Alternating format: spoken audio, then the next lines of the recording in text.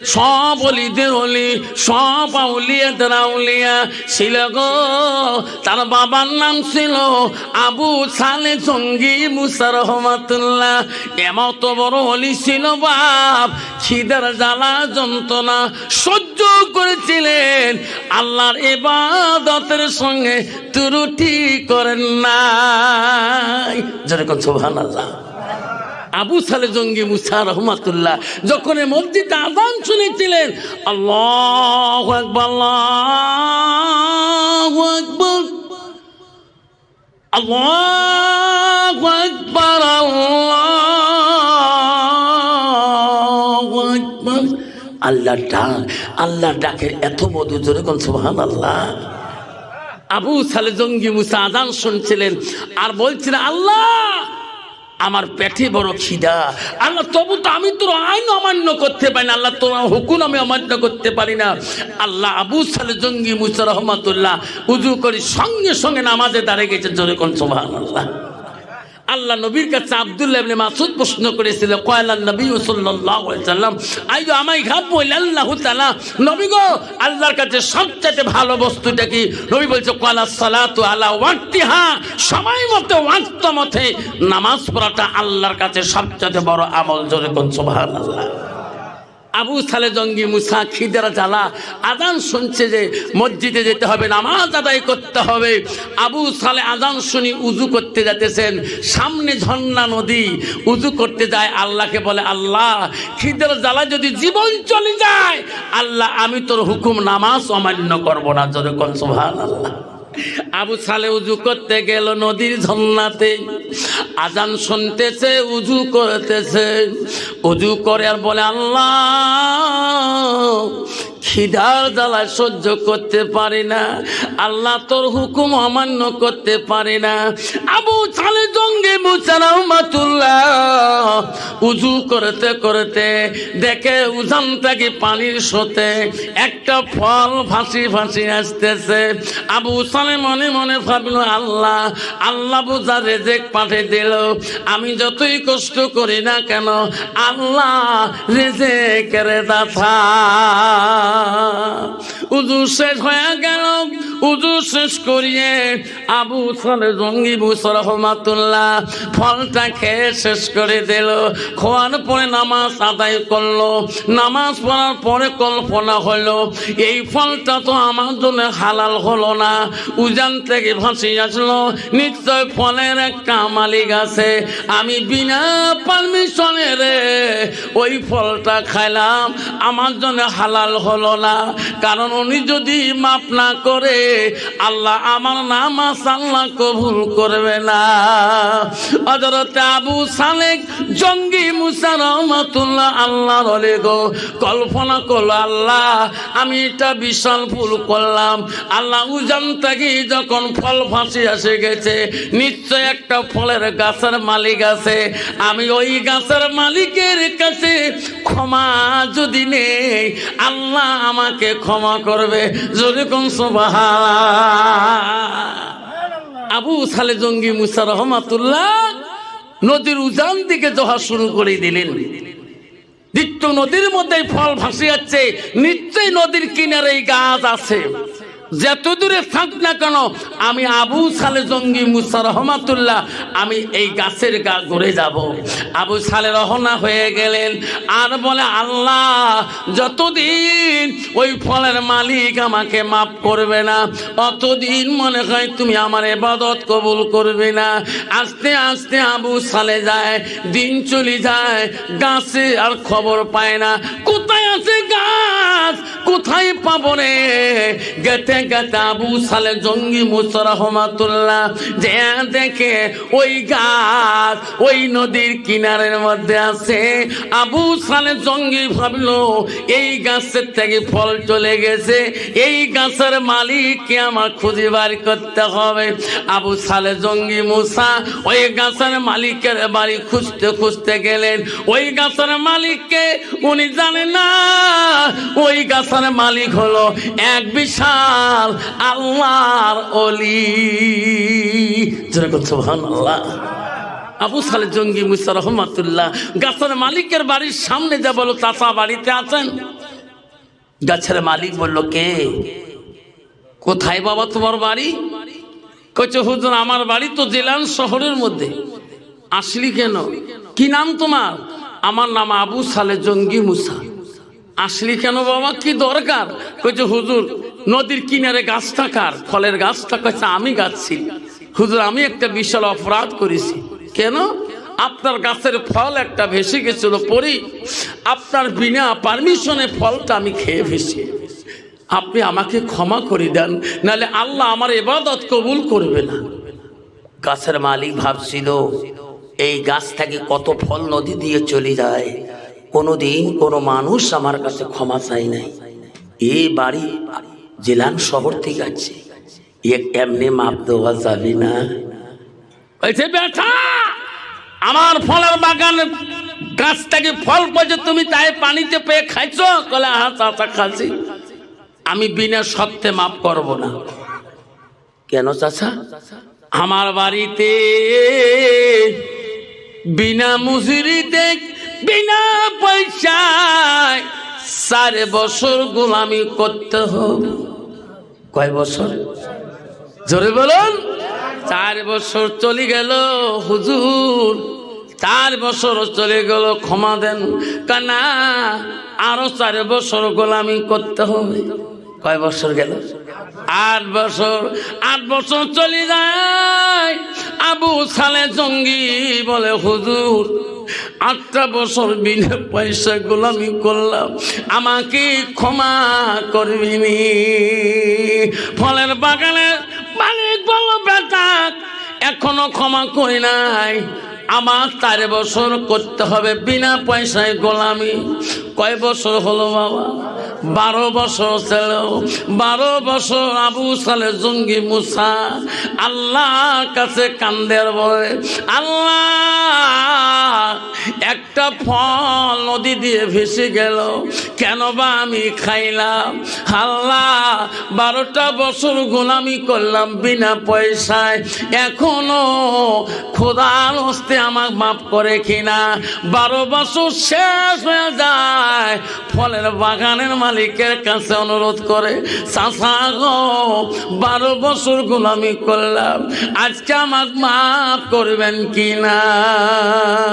গাছের মালিক বললেন, বেটা রে ক্ষমা দিতে পারি, মাফ করি আজকে দিতে পারি, কিন্তু আমার একটা সত্য মানি নিতে হবে। কি সত্য? হয়েছে বেটা আবু সালে, আমার একটা মেয়ে আছে, চোখে দেখে না, হাঁটতে পারে না, আর অন্ধ। ও আবু সালে দেখা একেবারে কুরসি। ওই মেয়েটাকে যদি তুমি বিবাহ করি নাও, তাহলে তোমাকে ক্ষমা করে দেব। যেরকম সুবহানাল্লাহ। কন্ত বাবা এত বড় সত্য লাগিয়ে দিলেন গাছের মালিক। চিন্তা করুন বাবা, 12 বছর গোলামি করি, ওনার বাড়ির ওনার একটা মেয়ে আছে, মেয়েটা কানা খোড়া, চোখে দেখে না, হাঁটতে পারে না, দেখা একদম কুরসি। ওই মেয়েটাকে যদি বিবাহ করো, তাহলে আমি তো ক্ষমা করে দিতে পারি। আপনি যদি বলেন, বাবারে আমার বাড়িতে আওলাতলি, তুমি আমার একটা সন্তান, 80 বিঘে সম্পত্তির মালিক, 3 তলা বাড়ি, বক্সিরহাটে একটা মেয়ে দেখে আসলাম, মেয়েটার বাবার 10 খান সুপার গাড়ি, 3টে কোম্পানি আছে, ওনার একটা মেয়ে, কিন্তু বাবা মেয়েটার একটা চোখ নাই, বিয়ে করবে তোমার ছেলে? বাবা বক্সিরহাটে একটা বাড়ি দেখলাম, 10টা কোম্পানির মালিক, কিন্তু বাবা মেয়েটা কালা, এবারে ঘিসিং করবে বিয়া।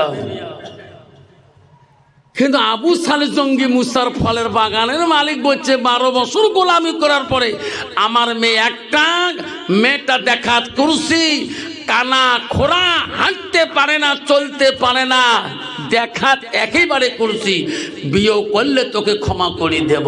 আবু সালে জঙ্গি মুসা আল্লাহর কাছে দোয়া করলে, আল্লাহ যদি ইনি ক্ষমা না করে, আল্লাহ আমার এত বছরে ইবাদত বেকার হয়ে যাবে। আবু সালে জঙ্গি মুসা রহমাতুল্লাহ বললেন, চাচা গো আপনার ওয়াদা আমি পূরণ করব, আপনার মেয়ের সাথে আমার বিবাহ পরে দেন। জোরে কোন সুবহানাল্লাহ। আবু সালেহ শিকার হয়ে গেল। ফলের বাগানের মালিক বিবাহ শরীয়তে পড়াইয়া দিলেন। আবু সালকে বললেন, আবু সালের জামাই, আজ থেকে আমার মেয়ে তোমার কাছে দিয়ে দিলাম। আবু সালে ব্যথা যা যারে, আজ থেকে আমার মেয়ে তোমার জন্য হালাল হয়ে গেল। আমার মেয়ের অপেক্ষা হয়ে আছে, আমার মেয়ের ঘরে যে তুমি গল্প করে আসো। আমার মেয়ের সাথে কথা বললো, যত কথা বলবা অত সব হয়ে যাবে। আবু সালে মনে মনে ভাবে, রে কানা মেয়ে, অন্ধ, হাঁটতে পারে না, খোঁড়া, কি করব, দেখা করি, দেখা এবারে করছি, কিন্তু শ্বশুরের আদেশ দেখতে হবে। কানা মেয়ে গো, আমাকে তো চিনবে না, বিয়ে তো করছি, হালাল হয়ে গেছে। আবু সালে চিন্তা ভাবনা করি করি ওই ফলের বাগানের মালিকের মেয়ের রুমে, বাসর রুমে চলে গেল। গল্প করবে রে, ঘরের ভিতরে যেয়া দেখে বিশাল এক সুন্দরী মহিলা ওই ঘরের ভিতরে বসে আছে। যেরকম সুবহানাল্লাহ থাকবে। আবু সালেহ দৌড় মারিয়েছে, এটা কোন মেয়ে, এত সুন্দরী কেন? আমার শ্বশুর বলছে আমার মেয়ে একদম দেখাত করছে, কানা, খোঁড়া, চোখে দেখে না, হাঁটতেও পারে না, এটা মেয়ে কায়? পয়নার সাথে গল্প করি, পরে আরো 12 বছর গোলামি করি, অসম্ভব। ঠিক না বিঠি? বেসরা এমনি মনে দুঃখ, 12 বছর গোলাম। কত্তাকে বেড়ি দৌড় মারছে। ফলের বাগানের মেয়ে বলছে, আব্বা আমাকে বিয়ের আগে বলছো মা আমি এমন একটা জামাইয়ের সাথে বিয়ে দেব, সেটা একটা আল্লাহর ওলি হয়ে আসবে। যেরকম সুবহানাল্লাহ। মা তোর জামাই কেন? আব্বা ঘর থেকে বেড়ি দৌড় মারলো। ফলের গাছের মালিক বলল, আবু সালেহ, জামাই বেটা ঘর থেকে আসলি কেন বাবা? আমার মেয়ে আমাকে কৈফিয়ত দিল। বলছে, আব্বা আপনার কথা মতো তো বনে না, ও মেয়ে তো আমার স্ত্রী না। কেন? আপনি বলছেন আপনার মেয়ে এত কালা, এত করছি, আপনার মেয়ে কালা, আপনার মেয়ে কানা, খোঁড়া, হাঁটতে পারে না, এটা সুন্দরী ফিরকে? আমি তো সুন্দরী বিয়ে করি নাই। যেরকম সুবহানাল্লাহ। গাছের মালিক বলল, আবু সালেহ, আমি কথাটা কেন বলছি রে? আবু সালেহ, আমার একটা মেয়ে কোনদিন বেগনা পুরুষ দেখতে পারে নাই। আমার মেয়ে কানা না গোনা মানুষ জানে না।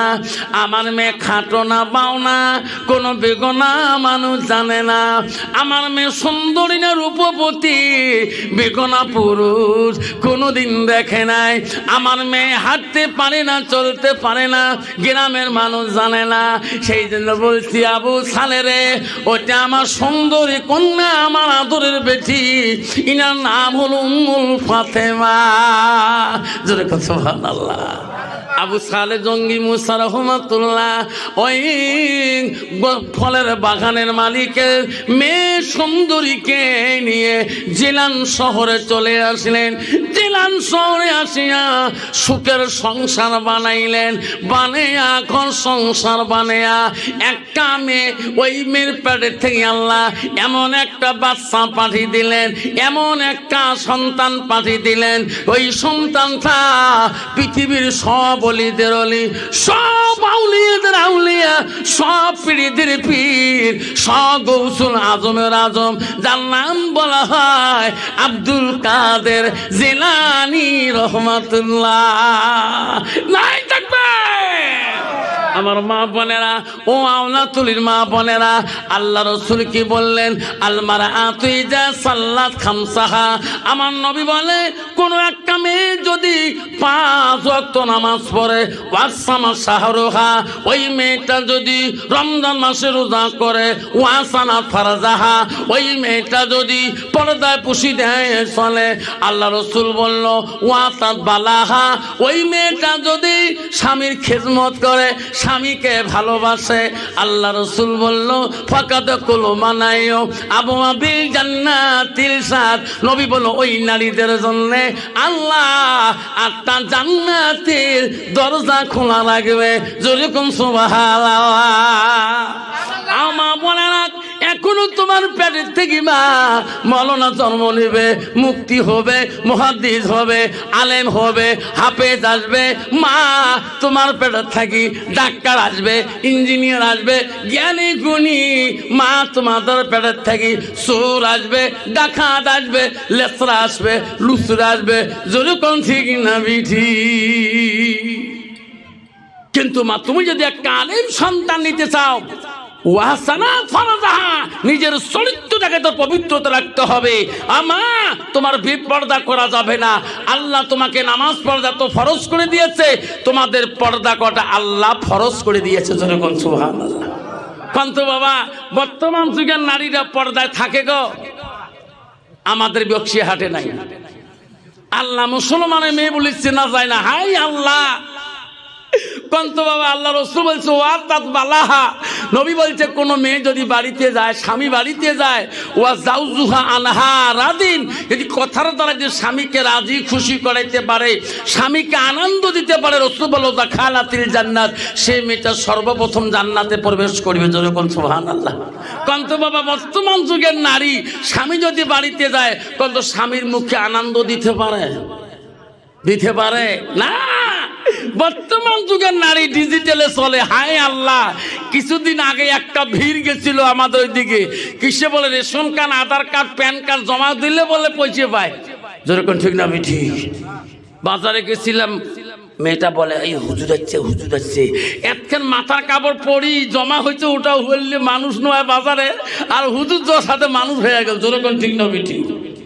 বাজারে মানুষ বিনা মাথায় কাপড় দেখলে উঁদে বেড়ায়, আর হুজুর দেখলে মাথার কাপড় তুলি দেয়। তোরকম ঠিক না ঠিক? মা বোনেরা, আজকে তোমাদের পেটের মধ্যে কেমন করে আলেম আসবে, কেমন করে মাওলানা মুক্তি আসবে, মুহাদ্দিস আসবে, আকিলুন জ্ঞানী ব্যক্তি আসবে। মা আপনি যদি বিপর্দায় চলেন, আপনার বিপর্দা অবস্থা আপনার সন্তান আসবে সেই রকম। সেই নোংরা সন্তান দুনিয়াতে ড্রাগস খাবে, মদ খাবে, গাঁজা খাবে, মানুষের চুরি ডাকাতি করবে। আজ হাসানাত ভালো হয়, চরিত্র ভালো হয়, তোমার স্বামী আছে, মা তুই পবিত্রতা নারী, মা তোমার স্বামীকে তুই ভালোবাসো, আসল পীরকে তুমি চিনতে পারো নাই, স্বামীর সেবা তুমি করো জানো না। আল্লাহ তোমার জায়গা নাই রে বাবা। স্বামীর কোনদিন হাত ধরি মোলাকাত করলো না, আর বাবা যদি বাড়ি যায় বাবার চুমে পর্যন্ত ঠেঙের খায়। যেরকম ঠিক নবী ঠিক। আমার আমার সোনার চাল্লা শুনে রাখেন, নবীজি প্রথম স্ত্রী ছিল মা হযরতে খাদিজাতুল কুবরা। মা নবীজি দ্বিতীয় বিবি ছিল হযরতে মা সাউদা রাদিয়াল্লাহু তাআলা। নবীজি 3 নম্বর বিবি ছিল হযরতে মা আয়েশা। নবীজির চতুর্থ বিবি ছিল হযরতে জয়নব। নবীজির 5 নম্বর বিবি ছিল হযরতে হাফসা। নবীজির 6 নম্বর বিবি ছিল হযরতে উম্মে সালমা। নবীজির 7 নম্বর বিবি ছিল হযরতে উম্মে হাবিবা। নবীজির 8 নম্বর বিবি ছিল হযরতে মাইমুনা। নবীজির 9 নম্বর বিবি ছিল হযরতে সুফিয়া। নবীজির 10 নম্বর বিবি ছিল হযরতে রায়হানা। নবীজির 11 নম্বর বিবি ছিল হযরতে মারিয়া। নবীর এখন থেকে জীবনে 11 জন স্ত্রী চলে যায়। কোন স্ত্রীর দ্বারায় আমার নবী জীবনে কোনোদিন কষ্ট পায় না। যেরকম সুবহানাল্লাহ। কিন্তু বাবা বর্তমান যুগের নারীর দ্বারা স্বামীরা কষ্ট পায় না, না পায়? যেরকম আমার মা বলে না, বিশ্বনবী রাসূলুল্লাহ আদরের স্ত্রী ছিল মা হযরতে খাদিজাতুল কুবরা।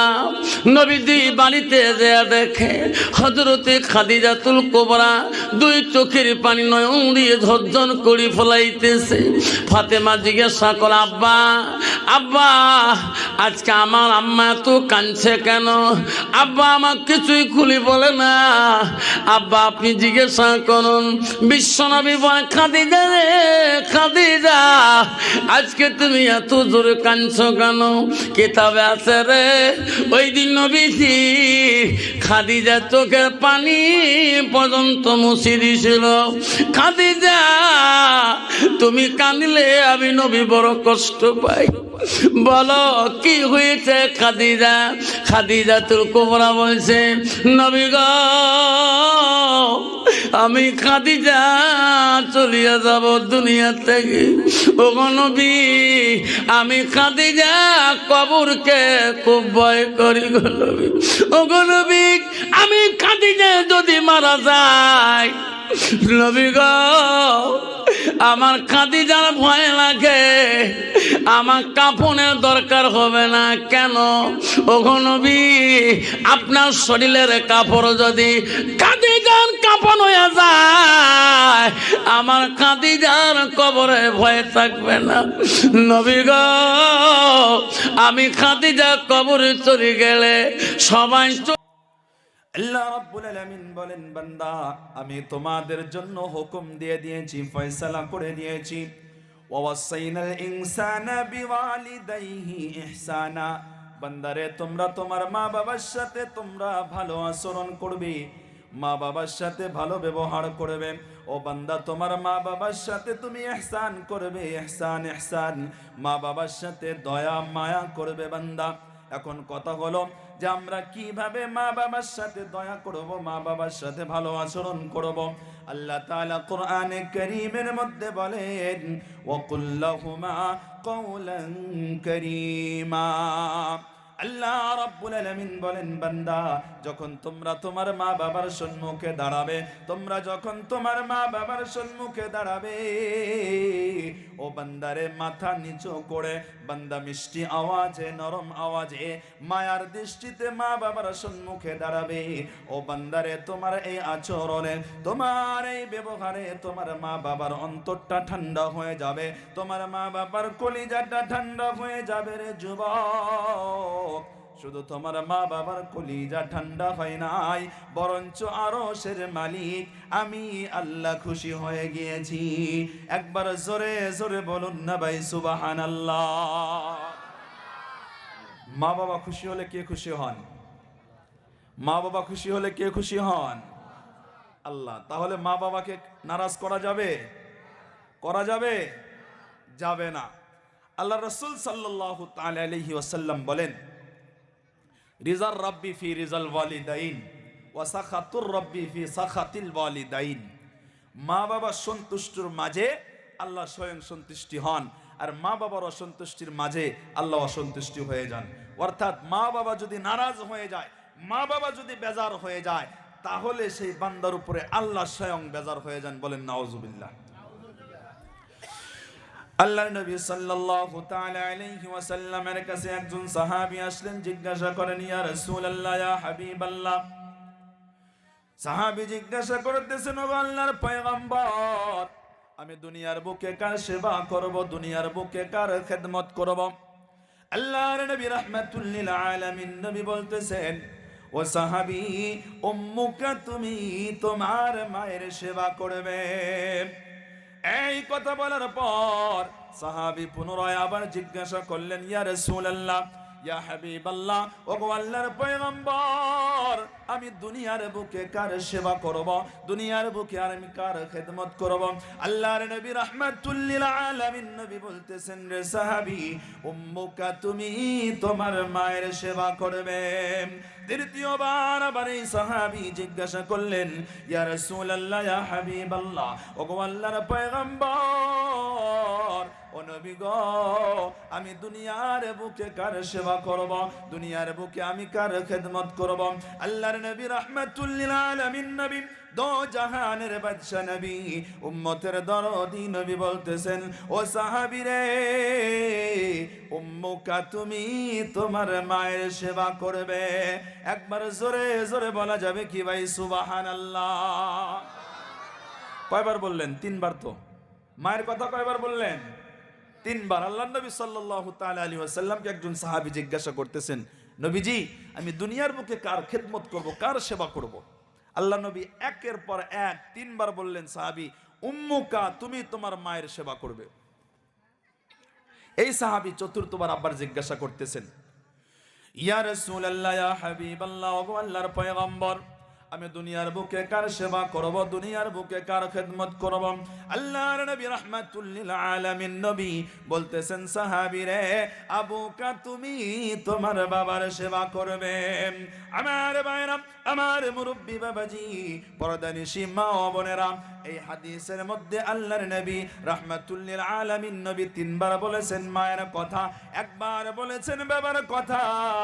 এখানে একটা প্রশ্ন হতে পারে, ও হুজুর, বাবার কথা কেন একবার বললেন, মায়ের কথা কেন তিনবার বললেন? ও হুজুর, আমরা তো দুনিয়ার বুকে দেখি বাবা সব সময় সন্তানের জন্য কত পরিশ্রম করেন। বাবা তো রোদের মধ্যে পড়েন, বৃষ্টির মধ্যে ভেজেন, সারাটি দিন বাবা বাইরে কাজ করে সন্তানকে লালন পালন করে, সন্তানকে পড়াশোনা শিক্ষা দেয়। ও হুজুর, তাহলে বাবার কথা একবার কেন আর মায়ের কথা তিনবার কেন? এই প্রশ্নটা প্রত্যেক ব্যক্তির কাছেই আসতে পারে। আল্লাহর নবী রাহমাতুল লিল আলামিন নবী তিনবার বলেছেন, মায়ের কথা তিনবার প্রাধান্য দিয়েছেন। এমনি দান নাই, বরঞ্চ আল্লাহ তাআলা স্বয়ং কোরআনে কারীমের মধ্যেও মায়ের কথা তিনবার বলেছেন। একবার জোরে জোরে বলুন না ভাই, সুবহানাল্লাহ। আল্লাহ রাব্বুল আলামিন মায়ের কথা তিনবার বলেছেন। আল্লাহ তাআলা বলেন, ও বান্দারে, এই দুনিয়ার বুকে তোমার জন্য, ও যুবক, তোমার জন্য তোমার মা যে তিনটা কষ্ট দুনিয়ার বুকে করেছে, পৃথিবীর কোনো মানুষ তোমার জন্য সেই তিনটা কষ্ট কেউ তোমার জন্য করে নাই। এক নম্বর হলো, ওয়াসাইনাল ইনসানা বিওয়ালিদাইহি ইহসানা হামালাতহু উম্মুহু কুরহা। আল্লাহ তাআলা বলেন, ও বান্দারে, তোমার মা তোমার পেটে, তোমার মা তোমার মায়ের পেটে তোমাকে একদিন নয়, দুদিন নয়, বরঞ্চ বান্দারে 10 মাস 10 দিন তোমাকে গর্ভে ধারণ করেছে। ও যুবক ভাই, মা যে তোমাকে আমাকে 10 মাস 10 দিন গর্ভে ধারণ করেছে, এই দুনিয়ার টাকা পয়সার জন্য নয়, ধন সম্পত্তির জন্য নয়, বাড়ি গাড়ির জন্য নয়, কোন স্বার্থের লোভে মা আমাকে আপনাকে 10 মাস 10 দিন গর্ভে ধারণ করেন নাই, বরঞ্চ সন্তানকে ভালোবেসে, সন্তানকে মায়া করে, সন্তানকে মহব্বত করে 10 মাস 10 দিন মা এই পেটের মধ্যে 10 মাস 10 দিন ধারণ করেন। শুধু এটাই নয়, এই 10 মাস 10 দিনের মধ্যে একজন মহিলা, একজন মা, তার কতটা কষ্ট হয়। ও যুবক ভাই আমার, আপনার তো মনে নাই, আমি আপনি তো ভুলে গিয়েছি, মায়ের পেটে যখন ছিলাম, একজন মহিলা, একজন মা যখন পেটের মধ্যে বাচ্চা চলে আসে, যখন 2 মাস 3 মাস হয়ে যায়, আস্তে আস্তে দেখবেন তাদের চেহারাটা খারাপ হয়ে যায়। কথা বলেন ঠিক কি না? খারাপ হয় না? আস্তে আস্তে দেখবেন তরু তাজা ছিল, যখন 2 মাস 3 মাস পেটে বাচ্চা, তখন দেখবেন আস্তে আস্তে মায়ের চেহারাটা শুকিয়ে যাচ্ছে, মা আস্তে আস্তে শুকিয়ে যাচ্ছে। একটাই কারণ হলো, মা ভালো করে খেতে পারে না, সময় মতো খেতে পারে না। তাই বলে এটা নয় যে তাদের ক্ষুধা লাগে না। ও যুবক ভাই, না, পেটের মধ্যে ক্ষুধার যন্ত্রণা। মা যখন খাবার নিয়ে বসে যায়, মা বসে যাওয়ার পর মা ভিতরে ভাত যায় না, খেতে পারে না। কতটি রাত মা না খেয়ে ঘুমালো, কতটি রাত মা না খেয়ে ঘুমালো। ক্ষুধার্ত মা ঘুমিয়ে পড়েছে। শুধু একদিন নয়, দুদিন নয়, কতদিন একের পর এক চলে যায়, মার রাতে ঘুম আসে না, ঘুম আসে না। জিজ্ঞাসা করলে বলে ঘুম আসে না। কেন ঘুম আসে না? বলে পেটের মধ্যে লড়াচড়া করতেছে। আমার ভাইরা, আমার মুরব্বী বাবাজি, এই যে মা যে আমাকে আপনাকে 10 মাস 10 দিন পেটের মধ্যে লইয়া, এত পরিশ্রম করিয়া পেটের মধ্যে লইয়া কত কাজ, বাড়ির সমস্ত কাজ কর্ম করেছে, বাড়িতে রান্না বান্না করেছে, বাড়ির যত কাজ মা আমাকে পেটের মধ্যে লইয়া করেছে। ও যুবক ভাই, আজকে সে মা বৃদ্ধ হয়ে গিয়েছে, আজকে সে মা ঘরের মধ্যে শুয়ে আছে, আজকে সে মা বেমার। ও ভাই, আপনি আজকে সেই মায়ের খবর নিতে জানেন না, আজকে আপনি সেই মায়ের খবর নিতে পারেন না। আল্লাহ তাআলা বলতেছেন, যুবক রে, তোমার মা তোমার জন্য এই কষ্টটা যে করেছে, পৃথিবীর কোনো মানুষ তোমার জন্য এই কষ্ট করে নাই। 2 নম্বর হলো জন্ম দেওয়া ভূমিষ্ঠ করা। এই দুনিয়ার বুকে ভূমিষ্ঠ করা, দুনিয়ার বুকে একজন সন্তান প্রসব করা, একজন সন্তান দুনিয়ার বুকে জন্ম দেওয়া কত কষ্টদায়ক হয়, কত পরিশ্রমের হয়, কত যন্ত্রণার হয়, আমি আপনি বুঝতে পারবো না, একজন পুরুষ বুঝতে পারবে না, একজন মা, একজন মহিলাই সেই কষ্টটা বুঝতে পারবে। কারণ কত খবর দেখা যায়, কত সোশ্যাল মিডিয়ার মধ্যে পাওয়া যায়, হসপিটালের বিছানার মধ্যে মা শুয়ে আছে, ডাক্তার বলতেছে যদি সন্তানকে বাঁচাতে চান তাহলে মাকে বাঁচানো যাবে না, আর যদি মাকে বাঁচাতে চান তাহলে সন্তানকে বাঁচানো যাবে না। সমস্ত লোক বলতেছে, ও ডাক্তার সাহেব, মাকে বাঁচান, মাকে বাঁচান। কিন্তু এই কথাটা মায়ের কাছে যখন চলে যায়, জগৎ জননী মা, গর্ভধারিণী মা বলে, ও ডাক্তার, না না না না না, আমি মা দুনিয়ার রং তামাশা অনেক দেখেছি, আমি মা দুনিয়ার মায়া ছলনা অনেক দেখেছি। ও ডাক্তার, আমি মা দুনিয়ার সুখ দুঃখ অনেক দেখেছি। ও ডাক্তার, আমি মা যদি চলে যাই, আমি মায়ের কোনো আপত্তি নাই, আমি মায়ের কোনো আপত্তি নাই, কিন্তু আমার কলিজার টুকরা মানিক যেন এই দুনিয়ার আলো দেখতে পারে। এমন ভাবে একজন মা নিজের সন্তানকে দুনিয়ার বুকে আনতে চায়, দুনিয়ার বুকে ভূমিষ্ঠ হতে চায়। আমার যুবক ভাইরা, আমার মুরব্বী বাবাজিরা, আপনারাও দেখবেন যখন কোনো মা ইষ্টি বাড়ি চলে যায়, ইষ্টি বাড়ি যাওয়ার পর, কোনো আত্মীয় বাড়ি যাওয়ার পর, বাড়ি থেকে যখন আসে, সেই বাড়ি থেকে যদি তার ভাই হোক, তার মামা হোক, তার দাদা হোক, তার নানা হোক, যদি তাকে টাকা দেয়, সন্তানকে আসার সময় যদি কিছু টাকা দেয়, মা তখন বলে, ভাই না থাক, টাকা দেওয়ার দরকার নাই, ওর জন্য দোয়া করো, আল্লাহ যেন কে বাঁচিয়ে রাখে। এমন ভাবে বলে না মা? এমন ভাবে কিন্তু মা বলে যে, ভাই ছেড়ে দাও, টাকা দেওয়ার দরকার নাই, ওর জন্য দোয়া করো, আল্লাহ যেন ওর হায়াত বাড়িয়ে দেয়, আল্লাহ যেন ওকে বাঁচিয়ে রাখে। মা নিজের জান প্রাণ জীবন দিয়েও মা সন্তানকে বাঁচিয়ে রাখতে চায়, কিন্তু সেই মা, সেই দরদি মা, সেই জগৎ জননী মা আজকে আমার আপনার অনেকেরই বিছানার মধ্যে পড়ে আছে, বেমার, চলতে পারে না, বয়স্ক হয়ে গিয়েছে, সেই মায়ের খবর নাই। আল্লাহ বলতেছেন, বান্দা তুমি জানো না সন্তান ভূমিষ্ঠ করার কত যন্ত্রণা, এই যন্ত্রণা তোমার মা সহ্য করেছে, তোমার মা এই যন্ত্রণা তোমার জন্য সহ্য করেছে, পৃথিবীর কোনো মানুষ সহ্য করে নাই, একমাত্র তোমার মা। আল্লাহ রাব্বুল আলামিন বলেন, ওয়াদাআতুহু কুরহা, দুনিয়ার বুকে সন্তান জন্ম দেওয়া, দুনিয়ার বুকে সন্তান ভূমিষ্ঠ করা কতটা কষ্টদায়ক হয়। এই দুনিয়ার বুকে জন্ম দেওয়ার পর মা কিন্তু দেখে না আমার সন্তান কালো হয়েছে না ফর্সা হয়েছে, মা কিন্তু দেখে না যে আমার সন্তান দেখতে কেমন হয়েছে।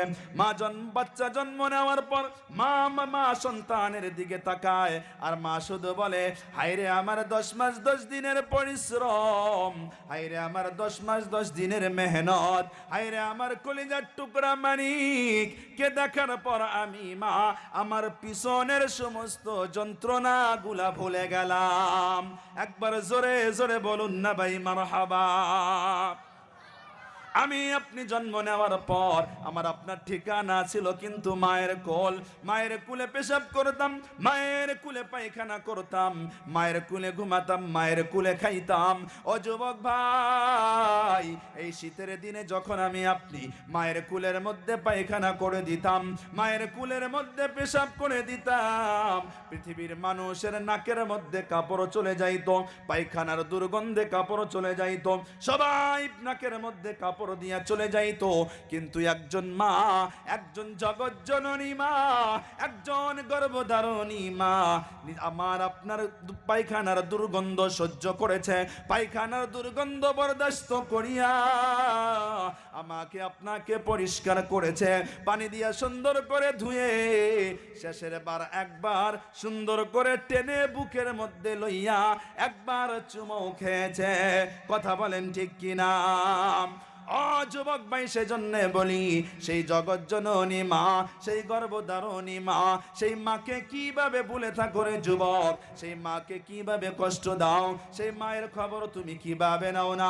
ও যুবক ভাই, এই যে আমি আপনি মার যদি খেয়াল রাখি, মার যদি খেয়াল রাখি, মার যদি সেবা যত্ন করি, মার যদি খেদমত করি, আল্লাহর নবী সাল্লাল্লাহু তাআলা আলাইহি ওয়াসাল্লাম বলেছেন, যেই বান্দার উপরে তার মা রাজি, যেই বান্দার উপরে তার বাবা রাজি, যেই বান্দার উপরে তার মা বাবা রাজি থাকে, সেই বান্দা মৃত্যুর পর আল্লাহর তৈরি জান্নাতে প্রবেশ করতে তার একটা সেকেন্ড সময় লাগবে না। একবার জোরে জোরে বলুন না ভাই সুবহানাল্লাহ। আল্লাহর নবী রাহমাতুল লিল আলামিন বলেন, ও সাহাবীরে, তিনবারের জন্যই বলেছি, আল্লাহ তাআলা স্বয়ং তিনবার বলেছেন। এক নম্বর হলো এই 10 মাস 10 দিন গর্ভে ধারণ, 2 নম্বর হলো সন্তান ভূমিষ্ঠ করা, 3 নম্বর হলো যুবক ভাই, একদিন নয়, 2 দিন নয়, 3 দিন নয়, 1 মাস 2 মাস 3 মাস নয়, বরঞ্চ 30টি মাস আমি আপনি মায়ের শরীর থেকে, মায়ের স্তন থেকে, মায়ের শরীরের রক্তগুলো চুষে চুষে খেয়ে আমি আপনি এত বড় হয়েছি। আল্লাহ রাব্বুল আলামিন বলতেছেন, বান্দারে, তোমার মা তোমাকে নিজের স্তন থেকে 30টি মাস নিজের শরীরের রক্তগুলা পান করিয়েছে রে যুবক। ও যুবক, তোমার মা তোমার জন্য কত মেহনত করেছেন। ও যুবক ভাই, আপনারা আজকে এই মাহফিলে আসছেন, কত রাত হবে মা ঘরে শুয়ে শুয়ে চিন্তা করতেছেন, আল্লাহর দরবারে বলতেছে, ওগো মালিক, আমার কলিজার টুকরা মানিকটা তোমার কোরআন ও হাদিসের আলোচনা শোনার জন্য গিয়েছে। ওগো আল্লাহ, আমার মানিকটা রাস্তাঘাটে যেন কোনো মুসিবত না আসে। কিন্তু এত মায়া করার পর, এত মোহাব্বত করার পর আমার আপনার সিলা হলো, আমার আপনার মায়ের প্রতি ভালোবাসা হলো। সন্তান বাইরে কাজ করতে যায়, সন্তান বাইরে কাজ করে, বাইরে কাজ করে আসার পর সারাটি দিন কাজ করে আসার পর মা ঘরের মধ্যে শুয়ে আছে, সন্তান বিবি বাচ্চা লইয়া ঘরের মধ্যে আনন্দ করে, ঘরের মধ্যে ফুর্তি করে। একবার মায়ের কাছে যাইয়া মাকে জিজ্ঞাসা করার সময় হয় না, মা তুমি কেমন আছো? এমন ভাবে যদি মাকে যন্ত্রণা দেন, এমন ভাবে যদি মাকে কষ্ট দেন, ও যুবক ভাই, একটা কথা আছে যে খাই যাইলি পোড়ানি আছে, দাঁড়াইলি কিন্তু সুদানি আছেন। আল্লাহ রাব্বুল আলামিন আপনার ঘরে যে সন্তান দিয়েছেন, আপনি মনে মনে ভাবতেছেন, হায়রে আমি আজকে যুবক, আমার শরীরের রক্ত চলাচল করে, আমার শরীরের রক্ত এখন চলাচল করে, হায়রে আমার মাথার চুল পাকে নাই, আমার দাড়ি পাকে নাই, আমি তো যুবক, আমি তো হাঁটতে পারি, কথা বলতে পারি, আমি কাজকর্ম করতে পারি, কিন্তু একটা সময় আসবে গো ভাই, ও ভাই, আপনার বাবা যখন এমন চলতে পারে না, আপনার বাবার দাড়ি চুল পেকে গিয়েছে, আপনার বাবার কথা মনে থাকে না, ব্রেনটে কাজ করে না, চামড়া ঘুচিয়ে গিয়েছে, একটাই প্রশ্ন বারবার করে, একটা সময় আপনারও চলে আসবে, নিদানের কাল আপনারও চলে আসবে ভাই। সেই সময়টা আপনার ঘরের সন্তান, আপনার কলিজার টুকরা সন্তান আপনার সাথেও খারাপ আচরণ করেন, এই সমস্ত ঋণগুলা শোধ করে দেবে। সুবহানাল্লাহ না, সুবহানাল্লাহ না, নাউজুবিল্লাহ বলেন। এখানে তো নাউজুবিল্লাহ বলার জায়গা। আপনি যদি খারাপ আচরণ করেন মা বাবার সাথে, আপনার ঘরের সন্তান আপনার যখন নিদানের সময় চলে আসবে, আপনি যখন বিরুদ্ধ হবেন, তখন আপনার সন্তান আপনার সাথে খারাপ আচরণ করে এই সমস্ত ঋণগুলা শোধ করবে। তাহলে এটা ভালো না খারাপ? ভালো না খারাপ? খারাপ। সেজন্য এটা করা যাবে না। মা বাবার সাথে কি করতে হবে? ভালো আচরণ করতে হবে। দেখেন, মা বাবার সেবা যত্ন করলে কত লাভ জানেন? যদি আমল করতে চান আজকে এটা করবেন, আজকেই নগদ করবেন, নগদ মাহফিল থেকে গিয়েই করবেন। আল্লাহর নবী সাল্লাল্লাহু তাআলা আলাইহি ওয়াসাল্লাম বলেন, ও সাহাবীরা রে, তোমরা তোমার মা বাবার দিকে মায়ের দৃষ্টিতে, রহমতের দৃষ্টিতে, মোহাব্বতের দৃষ্টিতে তাকাও। ও সাহাবী, একবার মায়ের দৃষ্টিতে তাকাবে, একবার মোহাব্বতের দৃষ্টিতে তাকাবে। ও সাহাবী, তোমার আমল নামায় আল্লাহ তাআলা একটি করে কবুল হজের সওয়াব লিখে দেবেন। একবার জোরে জোরে বলেন না ভাই সুবহানাল্লাহ। একজন সাহাবী জিজ্ঞাসা করলেন, ইয়া রাসূলুল্লাহ, ইয়া হাবিবাল্লাহ, ওগো আল্লাহর পয়গম্বর, ও নবী গো, কোন সাহাবী যদি একবার নয়, দুবার নয়, 100 বার যদি তাকায়, ও নবীজি, তাহলে কি আল্লাহ তাআলা সেই বান্দার আমল নামায় 100টি কবুল হজের সওয়াব লিখে দেবেন? আল্লাহর নবী বলতেছেন, রে সাহাবী, একবার নয়, দুবার নয়, তুমি 1000 বার, কোটি বার তুমি তাকাতে পারো। তুমি তাকাতে তাকাতে তাকাতে ও সাহাবী, তুমি অস্থির হয়ে যাবে। আল্লাহ রাব্বুল আলামিন তোমার আমল নামায় কবুল হজের সওয়াব দিতে দিতে অস্থির হবে না। একবার জোরে জোরে বলেন না ভাই সুবহানাল্লাহ। ও যুবক ভাই, আগের জামানায়, সাহাবীদের জামানায়, নবীজির জামানায় একটা করে কবুল হজ কত মেহনত করতে হতো। এখনো যদি কবুল হজ করতে যান, কবুল হজ কিন্তু নসিবে হবে এর কোনো গ্যারান্টি নাই। হজ করার শুরুতে কত পরিশ্রম করতে হয়, কত মেহনত করতে হয়। এখান থেকে যদি হজ করতে যান, এই আসামের জমিন থেকে হজ করতে পারবেন না। আসামের জমিন থেকে হজ করা যায় না, তার জন্য আপনাকে পরিশ্রম করতে হবে, আপনার কাগজপত্র ঠিক করতে হবে, তার জন্য আপনাকে টাকা পয়সা লাগবে। শুধু 1 টাকা, 2 টাকা, 1000 টাকা, লক্ষ টাকা নয়। আজকের ডেটে মনে হয় যে 4 থেকে 4.5 লাখ টাকা লেগে যায়। তারপরও আপনি গুয়াহাটি যাবেন, তারপর আপনি জেদ্দা যাবেন। জেদ্দা যাওয়ার পর ভাই, আপনি যত হজের আরকানগুলো আছে, সমস্ত হজের হুকুমগুলো আদায় করবেন, তাওয়াফ করবেন, আপনি সাই মারওয়া করবেন, সাফা মারওয়ার সাই করবেন, কুরবানি করবেন। তারপর আপনার আমল নামায় আসবে একটি হজ। তারপরও এই হজটা কবুল হয়েছে কিনা এর কোনো গ্যারান্টি নাই। কিন্তু আল্লাহর নবী রাহমাতুল লিল আলামিন নবী সার্টিফিকেট দিয়ে দিয়েছেন, যদি কোনো বান্দা, কোনো ব্যক্তি যদি মায়ের দিকে মহব্বতের দৃষ্টিতে তাকায়, একটু মায়ের দৃষ্টিতে তাকায়, সঙ্গে সঙ্গে আল্লাহর রহমতে সেই বান্দার আমল নামায় একটি করে কবুল হজের সওয়াব জমা হয়ে যান। আজকে আপনারা এই মাহফিল থেকে যাওয়ার সময়, যখন এই মাহফিল থেকে আপনাদের জন্য তাবারক দেওয়া হবে, তাবারক নিয়ে যাওয়ার পর মার কাছে যাইবেন, মার কাছে গিয়ে বলবেন, ও মা, দেখো তোমার সন্তান মাহফিলে গিয়েছিল গো মা। ও মা, মাহফিলে গিয়া এই তাবারক রহমতের খানা গো মা, আমি সন্তান তোমার জন্য নিয়ে আসছি। ও মা, মাহফিলে যাওয়ার পর আমি সন্তান তোমাকে ভুলে যাই নাই। এমন ভাবে একবার মায়ের কাছে কোনো বস্তু নিয়ে দেখেন, আল্লাহর কসম করে বলতেছি, মায়ের অন্তরটা এত ঠান্ডা হয়ে যাবে, মায়ের অন্তরটা এত খুশি হয়ে যাবে। ওই সময় যে মায়ের অন্তর থেকে আপনার জন্য দোয়া বের হবে, আপনার জন্য দোয়া বের হবে, এই দোয়া ডাইরেক্ট আল্লাহর আরশে পৌঁছে যাবে। একবার জোরে জোরে বলুন না ভাই সুবহানাল্লাহ।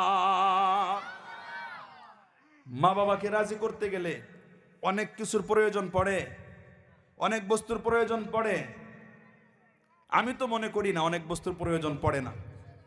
যদি মা বাবাকে রাজি করতে চান, মা বাবাকে যদি সন্তুষ্ট করতে চান, তার মনকে যদি খুশি রাখতে চান, আপনি বাজারে গেলেন, বাজারে যাওয়ার পর আপনার মা যে বস্তুটা খায় বেশি, পছন্দ করে বেশি, বাবা যে বস্তুটা পছন্দ করে বেশি, যদি আপনি পারেন 5 টাকারও যদি কিনে নিয়ে আসেন, নিয়ে এসে যদি মাকে বলেন, মা শুধু তোমার জন্য আনছি, বাবা শুধু তোমার জন্য আনছি, আল্লাহর কসম করে বলতেছি, এই যে মায়ের অন্তর থেকে দোয়া আসবে, এই দোয়া যে বের হবে আল্লাহর আরশে পৌঁছে যাবে। আল্লাহর নবী বলেছেন, মায়ের দোয়া, আল্লাহ তাআলার আরশ, এই দুইটার মাঝে কোনো পর্দা থাকে না, ডাইরেক্ট আল্লাহর আরশে কবুল হয়ে যায়। বলেন সুবহানাল্লাহ। আর এই দোয়া যে বান্দা পাবে সবটা রাস্তায় প্রত্যেকটা বিষয় সেই বান্দা সাকসেসফুল হবে, আনসাকসেস কোনো বিষয় সেই বান্দা হবে না। সেজন্য বলি আমার যুবক ভাই, কোনোভাবেই মা বাবার সাথে খারাপ আচরণ করা যাবে না।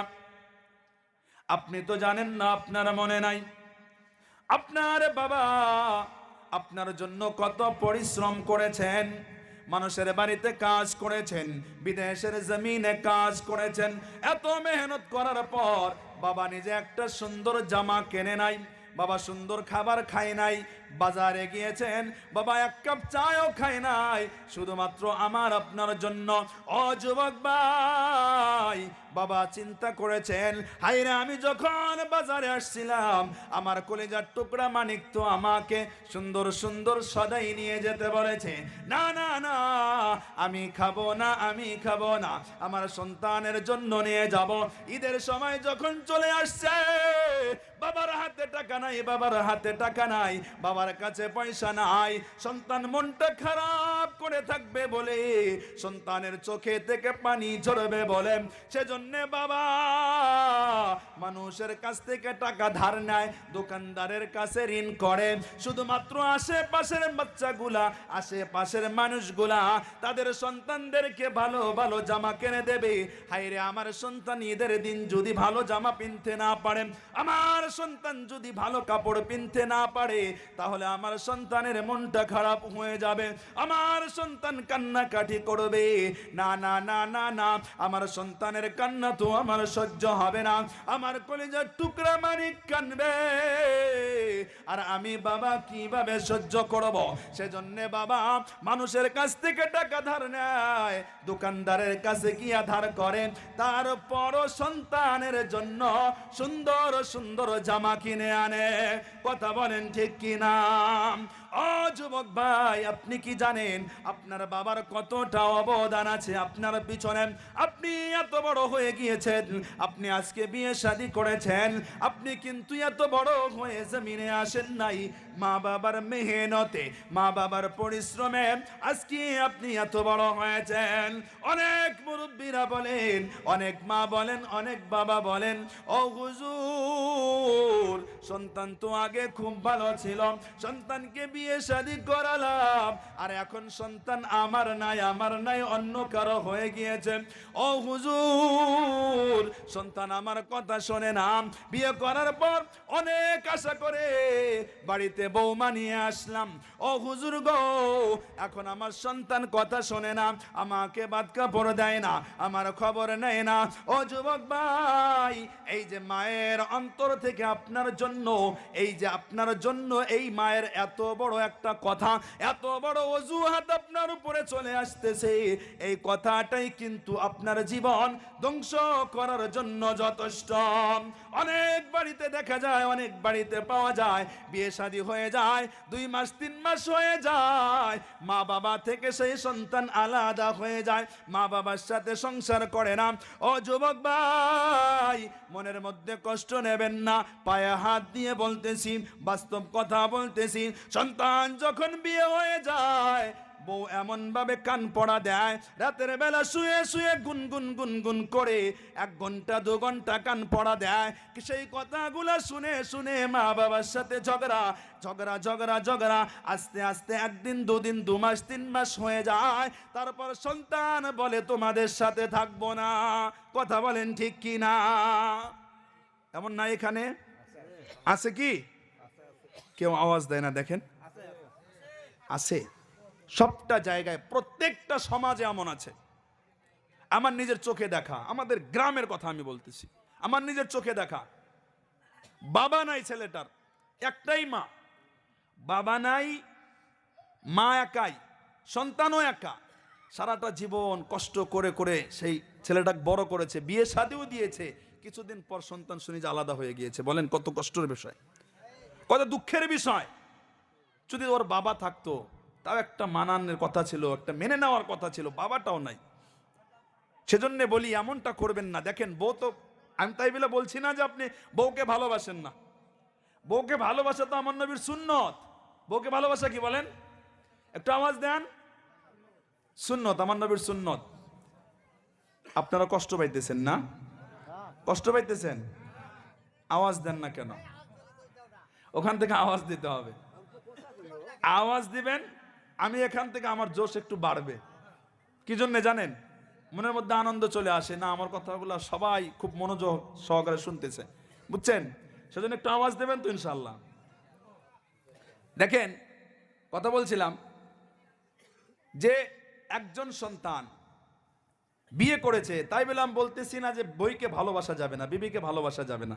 বিবিকে ভালোবাসা আমার নবীর সুন্নত, বিবিকে মোহাব্বত করা আমার নবীর সুন্নত। বিবিকে ভালোবাসুন। মায়ের ভালোবাসা আলাদা, বাবার ভালোবাসা আলাদা, বিবির ভালোবাসা আলাদা, দুটো আলাদা আলাদা।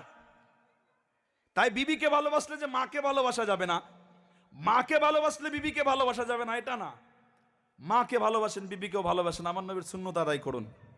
আমার নবী আম্মাজানদের কাজের মধ্যে সহযোগিতা করতেন। এক সময় আম্মাজান আয়েশা সিদ্দিকা রাদিয়াল্লাহু তাআলা আনহা রুটি বানাইতেছেন। কি বানাইতেছেন? রুটি। আল্লাহর নবী সাল্লাল্লাহু তাআলা আলাইহি ওয়াসাল্লাম আম্মাজান আয়েশার কাছে চলে গেলেন। সেখানে গিয়া নবী আমার রুটি বানাইতেছেন। বলেন সুবহানাল্লাহ, সুবহানাল্লাহ। আমার নবী রুটি বানাইতেছেন।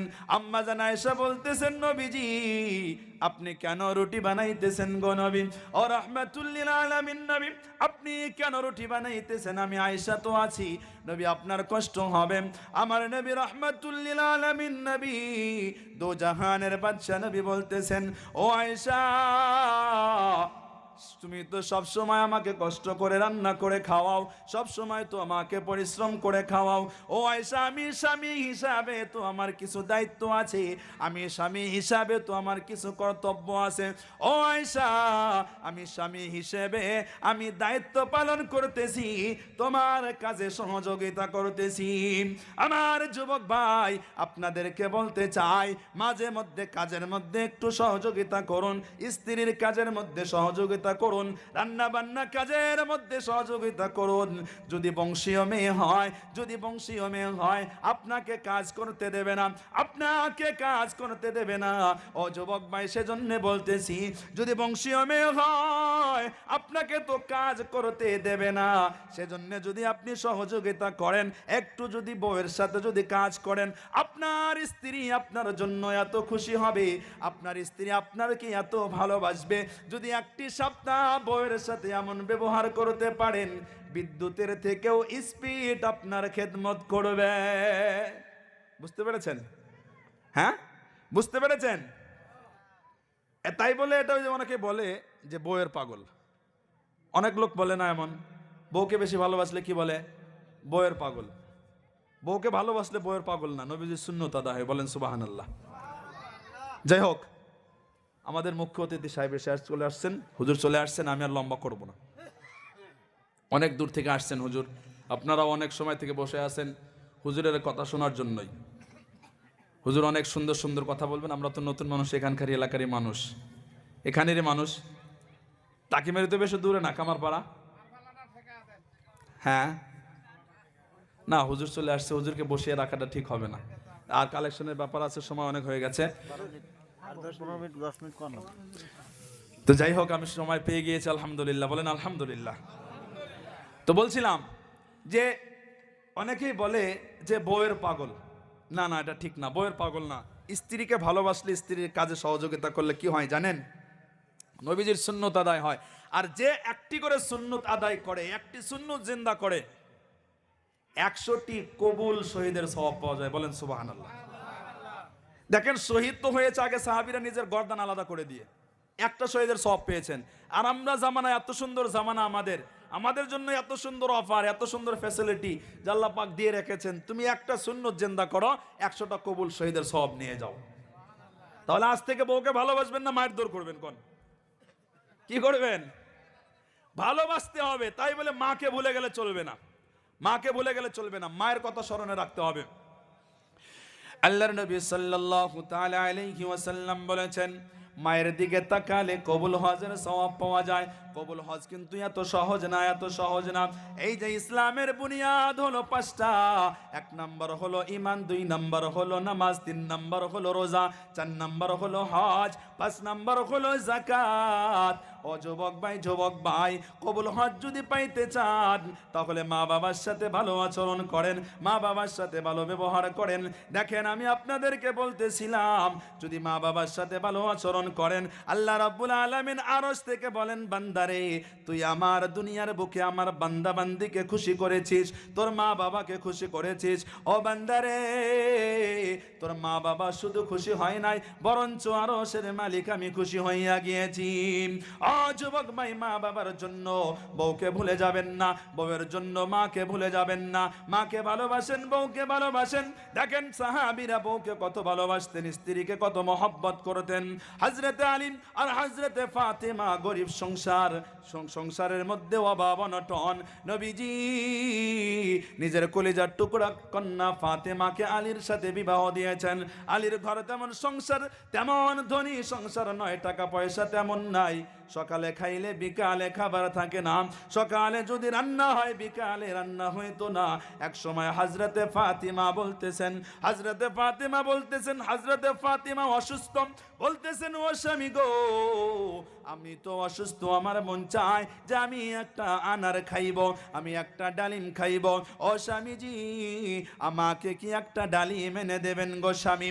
হযরতে আলী বলতেছেন, ও ফাতেমা, তুমি আমার কাছে চেয়েছো, আবদার করেছ, তুমি আমার কলিজার টুকরা স্ত্রী। হযরতে আলী বলতেছেন, ওগো আল্লাহ, আমার সংসারে অভাব, আমার সংসারে অভাব অনটন, আমার স্ত্রী আমার কাছে চেয়েছে, আমার স্ত্রী আমার কাছে আবদার করেছে।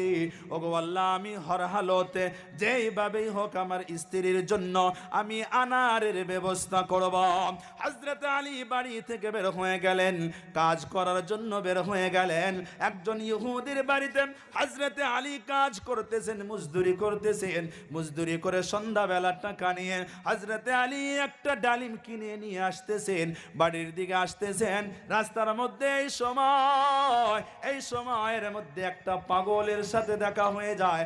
পাগলটা অসুস্থ আর বলতেছে, ও আলী, তোমার ব্যাগের মধ্যে যে আনারটা রয়েছে, তোমার ব্যাগের মধ্যে যে ডালিমটা রয়েছে, ও আলী, আমি অসুস্থ, আমাকে কি ডালিমটা দেবে?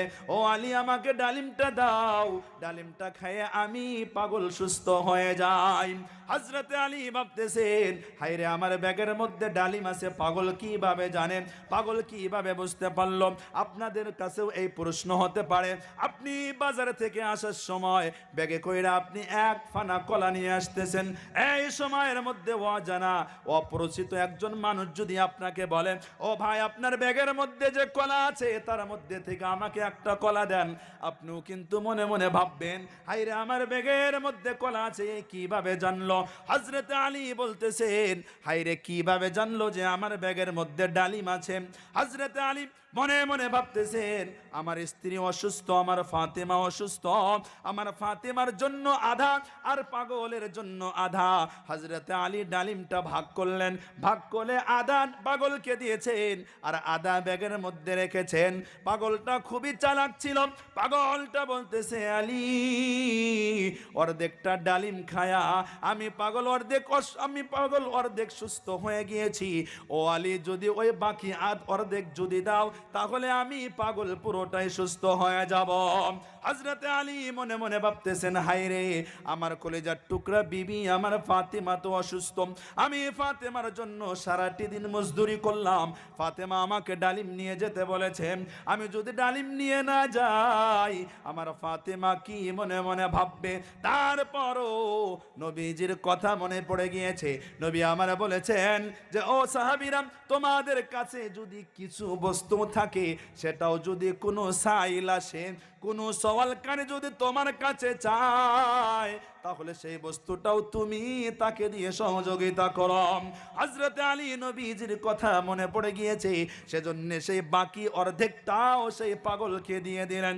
বাকি অর্ধেকটা পাগলকে দেওয়ার পর পাগল পুরোটা খেয়ে নিল। খেয়ে নেওয়ার পর পাগল বলতেছে, আলী আমি পুরোটা এখন সুস্থ হয়ে গিয়েছি। একবার জোরে জোরে বলা যাবে কি ভাই মারহাবা। হযরত আলী বাড়ির দিকে রওনা হয়ে গিয়েছেন। ঘরের মধ্যে আওয়াজ দিয়েছেন, কিন্তু ঘরে প্রবেশ করতে পারতেছেন না, লজ্জা করতেছে। হায়রে আমার স্ত্রী আমাকে একটা ডালিম আনার জন্য বলেছিল, আমি খালি হাতে চলে আসছি, আর সেই ডালিমটা তো আমি পাগলকে খাইয়ে আসছি। আমার স্ত্রীর সম্মুখে আমি কি নিয়ে দাঁড়াবো? হযরতে ফাতেমা বুঝতে পেরেছেন ঘরের সম্মুখে আলী ঘোরাঘুরি করে, ঘরে প্রবেশ করে না, ঘরে ঢোকে না। হযরতে ফাতেমা বলতেছেন, ও স্বামী গো, আপনি ঘরে কেন প্রবেশ করেন না? আপনি ঘরে কেন আসেন না?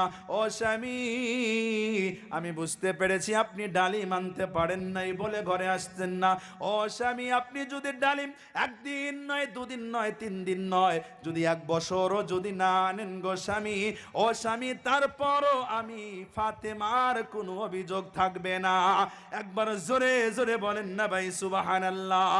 হযরতে ফাতেমা বলতেছেন, ও স্বামী আমার, আপনি ঘরে আসেন। আপনি ডালিম আনলেও আমার স্বামী, আপনি ডালিম না আনলেও আমার স্বামী। ও স্বামী, আপনি ঘরে আসেন। তারপর হযরতে আলী বলতেছেন, ফাতেমা না না না, বিষয়টা এমন না, আমি তোমার জন্য ডালিম এনেছিলাম। পুরো ঘটনাটা খুলে বললেন। খুলে বলার পর হযরতে ফাতেমা বলতেছেন, ও স্বামী গো, সেজন্যই তো আমি ফাতেমা পুরোটাই সুস্থ হয়ে গিয়েছি। একবার জোরে জোরে বলেন না ভাই সুবহানাল্লাহ। হযরতে ফাতেমা বলতেছেন, স্বামী, আপনি যে সেই পাগলকে পুরো ডালিমটা খেলিয়ে আসছেন, আপনি সেই পাগলটাকে পুরো ডালিমটা দিয়ে আসছেন, আল্লাহ তাআলা সেই পাগলের জন্যই আমি ফাতেমাকে পুরোটাই সুস্থ করে দিয়েছেন। এই স্বামী স্ত্রীর মধ্যে কথাবার্তা চলছিল।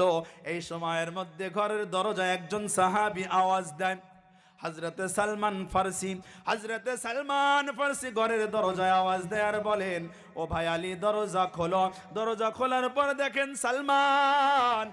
আলী বলতেছেন, সালমান, এই সময় তুমি আমার দরজায় কেন? হযরতে সালমান ফারসি বলতেছেন, আলী, তোমার শ্বশুর নবীজি তোমার জন্য কিছু ডালিম তোমার জন্য হাদিয়া পাঠিয়েছেন। একবার জোরে জোরে বলুন না ভাই সুবহানাল্লাহ। হযরতে আলী বলতেছেন, ডালিমগুলা যখন দেখলেন, ডালিমগুলা গুনে দেখলেন, ডালিমগুলা গুনে দেখার পর দেখেন 9টা ডালিম।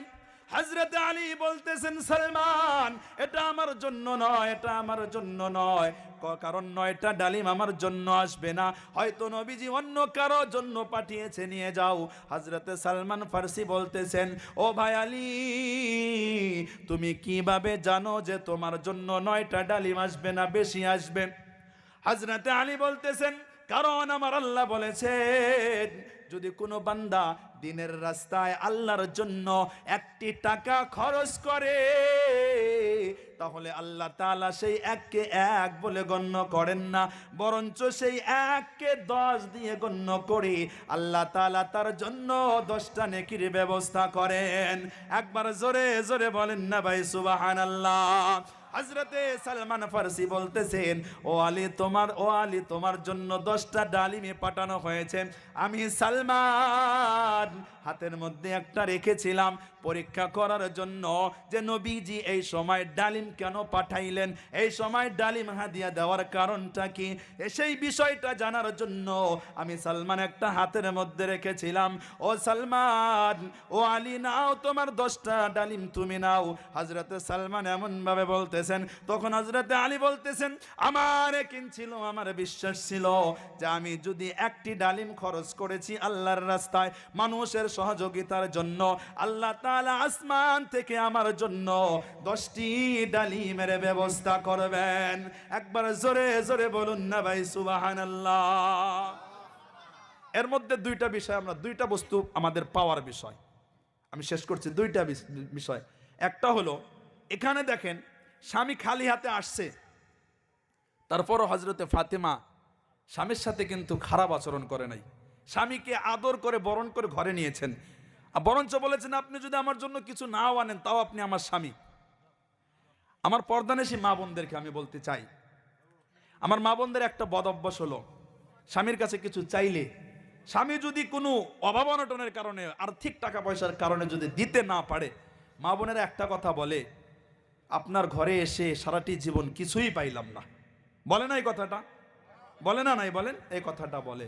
সেজন্য বলি, এমনভাবে বলবেন না, স্বামীর অন্তরে কষ্ট দেবেন না। আল্লাহর নবী বলেছেন, আমি সব থেকে বেশি মহিলাদেরকে জাহান্নামে দেখেছি।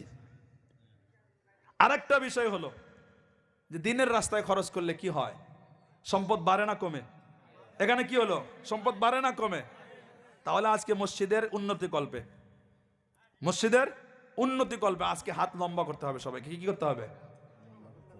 সবাইকে হাত লম্বা করতে হবে। সবাই খুব হাত লম্বা করে, যে যতটুক পারেন বেশি দিকে বেশি, বেশি দিকে বেশি মসজিদের জন্য দেওয়ার চেষ্টা করবেন। আমি এই বলে আমার বক্তব্য থেকে বিদায় নিচ্ছি। আল্লাহ তাআলা আমাদের সবাইকে যেন আমল করার তৌফিক দেন। ওয়া আখিরু দাওয়ানা আনিল হামদুলিল্লাহি রাব্বিল আলামিন। আসসালামু আলাইকুম ওয়া রাহমাতুল্লাহি ওয়া বারাকাতুহু। شرور أنفسنا ومن سيئات أعمالنا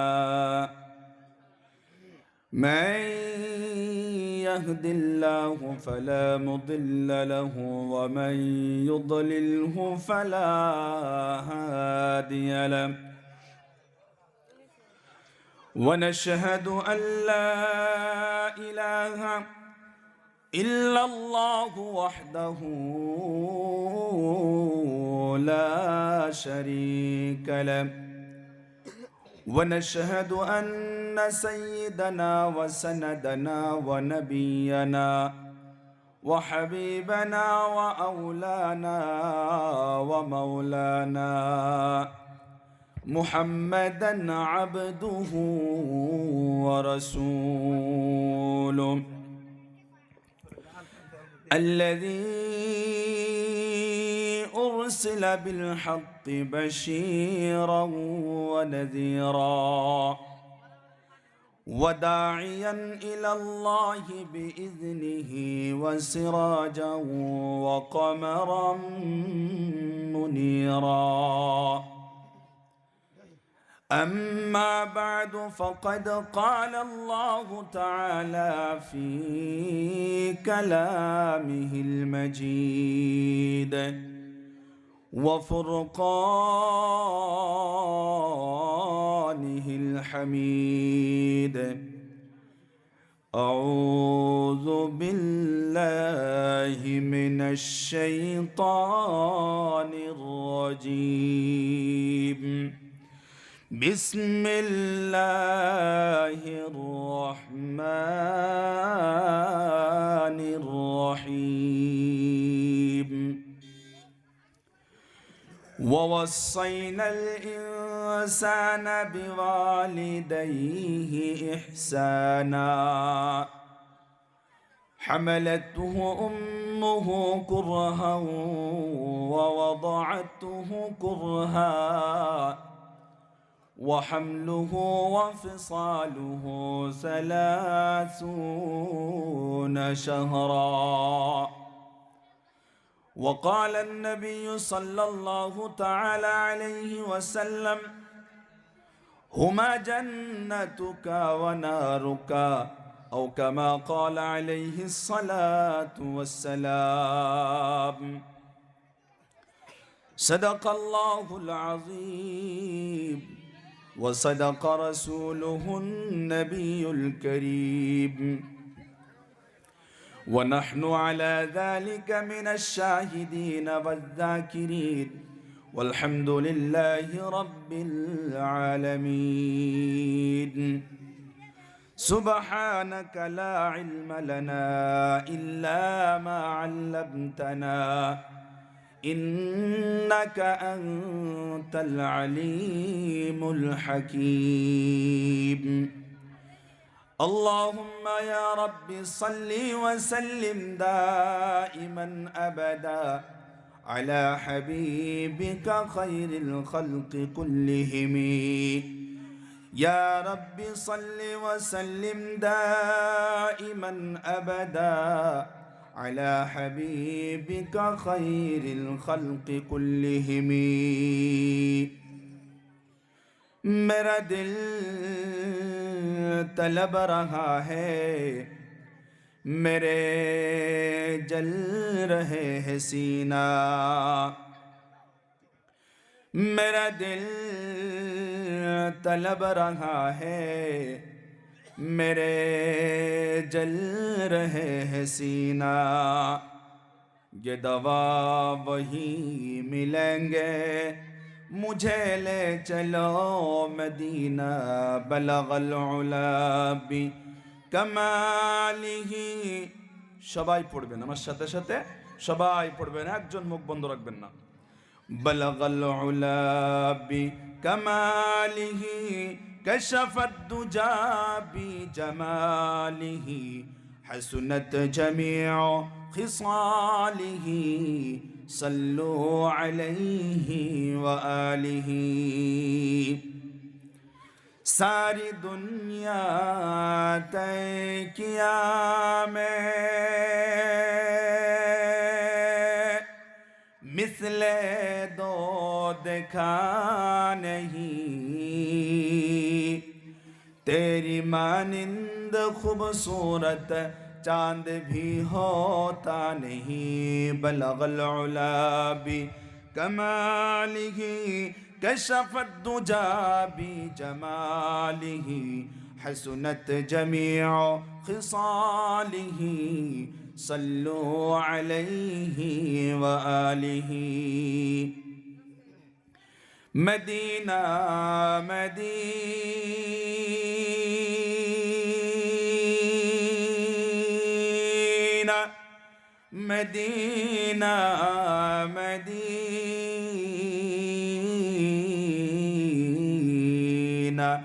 मोमिनों की गुनगुनाहट दीदारे मदीना बलगल उला बि कमालिही कशफत दुजा बि जमालिही हसनत जमीउ खिसालिही सल्लु अलैहि व आलिही সবাই জিকির করি লা ইলাহা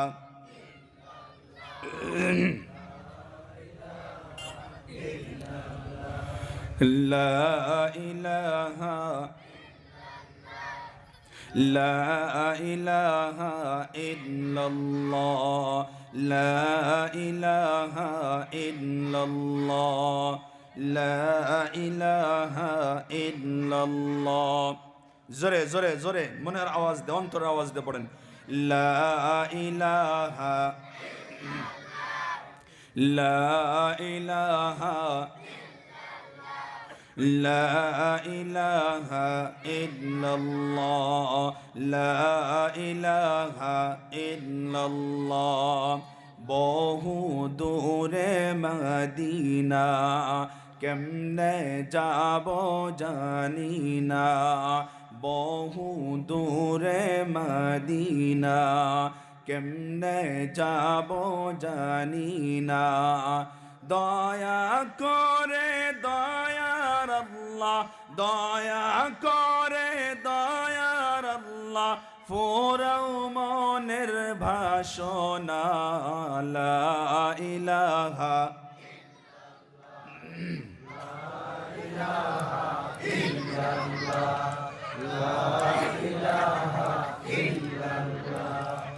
জোরে লা ইলাহা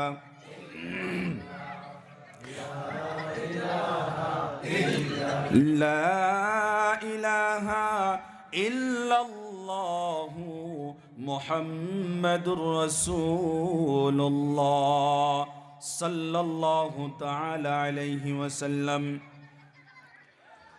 আজকের এই সভার আমার সুনাম ধন্য সম্মানীয় প্রাণপ্রিয় সভাপতি সাহেব, মুখ্য অতিথি সাহেব, মঞ্চে উপস্থিত হযরত উলামায়ে কেরাম, আমার সম্মুখে বসে থাকা মুরব্বী বাবাজিরা, সমবয়স কলিজার টুকরা যুবক ভাইয়েরা, পর্দানিশী আমার সম্মানিত মা ও বোনেরা, সর্বপ্রথম আল্লাহ রাব্বুল আলামিনের লাখো কোটি শুকর যে মহান আল্লাহ পাক আমাদের সবাইকে শীতের দিনে, ঠান্ডার দিনে আরামের ঘুম, আরামের বিছানা ছেড়ে আল্লাহ তাআলার হুকুম এই ধর্মীয় জলসা আসার এবং বসার তৌফিক দিয়েছেন। সে মহান রব্বুল আলামিনের আমরা সবাই শুকরিয়া আদায় করি। সবাই বলে আলহামদুলিল্লাহ। দয়ার নবী, মায়ের নবী, দো জাহানের বাদশাহ নবী রহমাতুল লিল আলামিন নবীর উপরে সবাই অন্তর থেকে দরুদ পড়ি। সবাই বলি সাল্লাল্লাহু তাআলা আলাইহি ওয়াসাল্লাম। দেখেন, আজকের এই মাহফিল আল্লাহ রাব্বুল আলামিনের একটি বড় নিয়ামত। ওই কোনার বাচ্চাদেরকে একটু শান্ত করেন, কোনার বাচ্চাদেরকে, ওখানে ওরা আলাদা হয়ে গিয়েছে গল্প করার জন্য। হ্যাঁ, এ বাবুরা, তোমরা একজন এক জায়গায় যাও।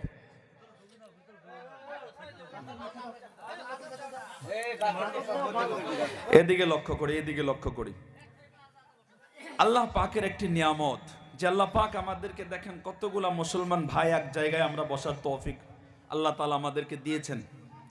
এখানে আসার উদ্দেশ্য হলো এখান থেকে যা শুনবো তার উপরে আমল করা, নাকি বলেন? এখানে যা শুনবো তার উপরে আমল করা, নাকি না? শুনে এমনি বাড়িতে গিয়ে ভুলে যাব, সব ভুলে যাবেন?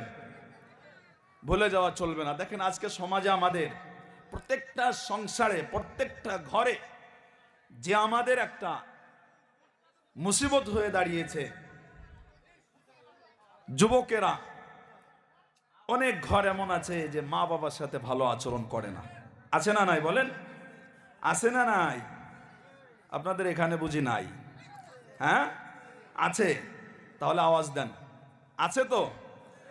তো দেখেন, যুবকদেরকে উদ্দেশ্য করে আমি কিছু আলোচনা করব, বেশি সময় লম্বা করব না, যেহেতু আমার মুখ্য অতিথি সাহেব আছেন, কালেকশনের ব্যাপার আছে। বেশি সময় আলোচনা করব না, লম্বা আলোচনা করব না, শর্টকাটে কিছু আলোচনা করব।